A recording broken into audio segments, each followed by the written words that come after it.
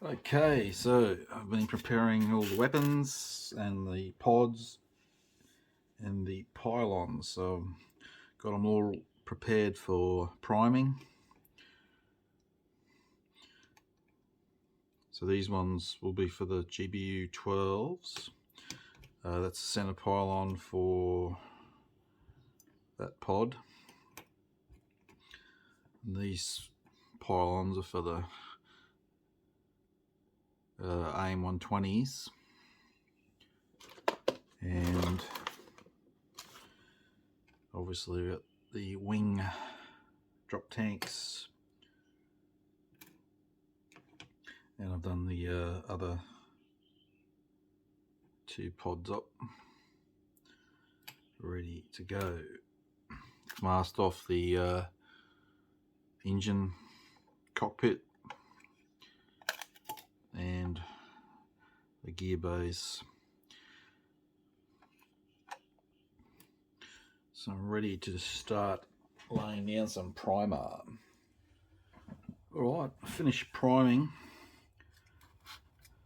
I've used the AK Interactive's grey primer microfiller. I've pre-shaded the top. I'm going to do the dark colour first. It'll be easier to mask this off. That's the scheme. So the tail and the front of the nose is the same colour as the underside, so I figure it'd just be as easy to mask off the top than paint the rest of it.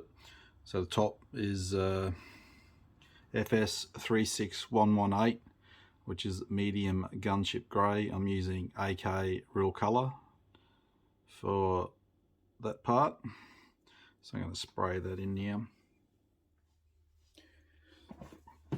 Okay, so that's down.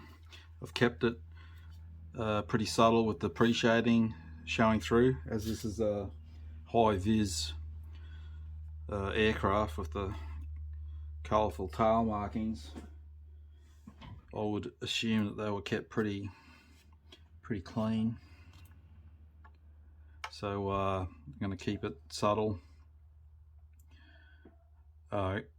That's just finished being painted, so I'll let it dry a bit more, and then I'm going to give it a clear gloss coat and mask off to do the rest.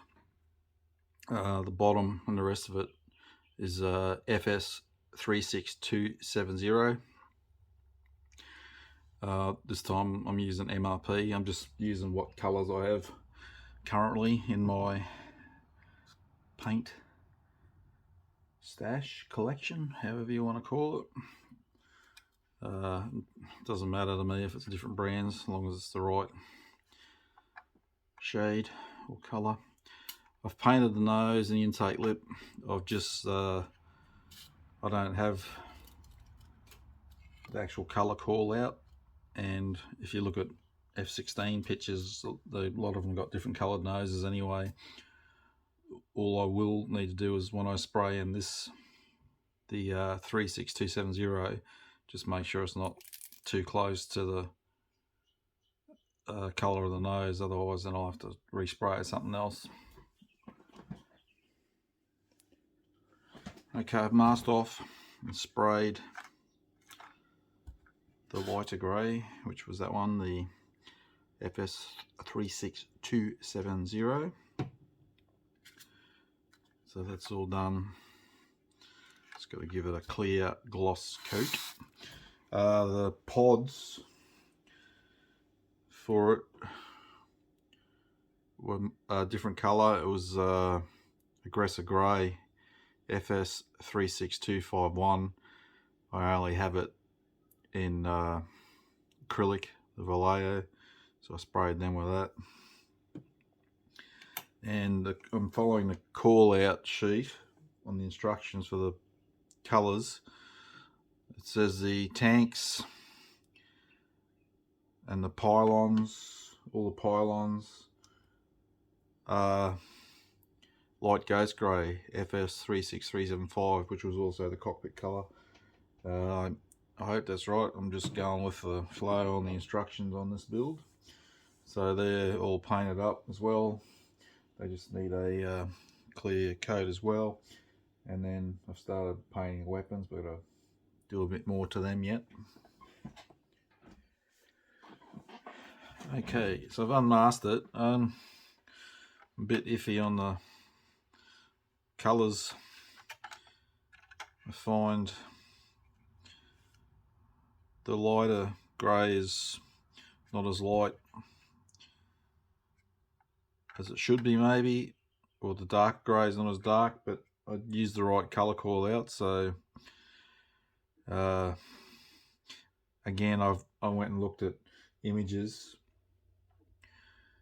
and this particular aircraft with the bulldog on it, the picture I looked at, like the best picture I could find of it with the coloured bulldog on the tail, the light grey appears a bit lighter, but the picture's also in like direct sunlight, so that's going to have an effect on it. And then that scheme, it has low vis markings as well, the bulldogs, and that one appears to be just dark grey all over. So I'm not painting it again. I'm just going to go with this. But in my personal opinion, I think if I was doing it again, I'd go maybe different brand of paint. Maybe that's the problem.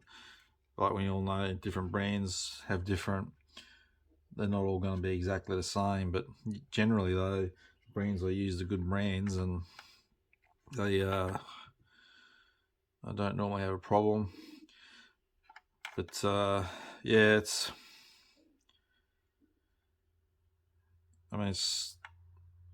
I guess a matter of if you wanted to take the time and respray it. I particularly don't. I don't want to do it all again. I can live with what I've got basically, but same as the nose. If I did it again, I'd do the nose darker. But again, I've looked up images, and the F-16s, their noses are all different colours. So it's had a gloss coat, clear coat. I've glossed all the pylons and the fuel tanks, and I've still got to paint up, finish painting up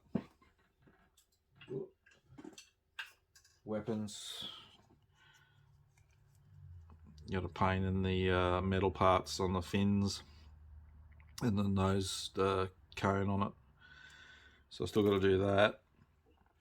But as for the fuselage, I can start doing decals on it now, so I can move on to that stage of the build. I've started the underside with the decals, stencil data.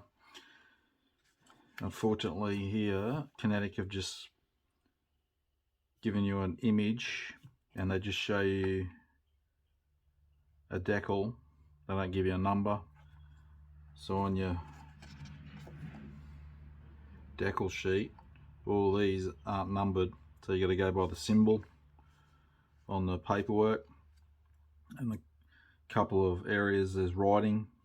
I can't make that out even under a microscope, so I've just kept searching the decal sheet till I found that shape of a decal. So it's a bit disappointing they've done all of that, because Kinetic, they just photocopy. It's not a nice printed instruction sheet.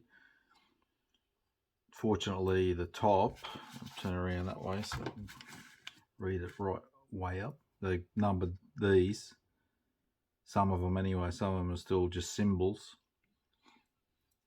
So you just got to try and work out from the sheet. Fortunately, all your main ones are numbered. Also, you got the you can see the ones I've used are on the underside already. They're the dark grey, so obviously your dark grey ones are on the bottom. That's the light grey part of the aircraft, and the light grey decals will go on the dark grey surface on top. So yeah, it just makes life a little bit more difficult.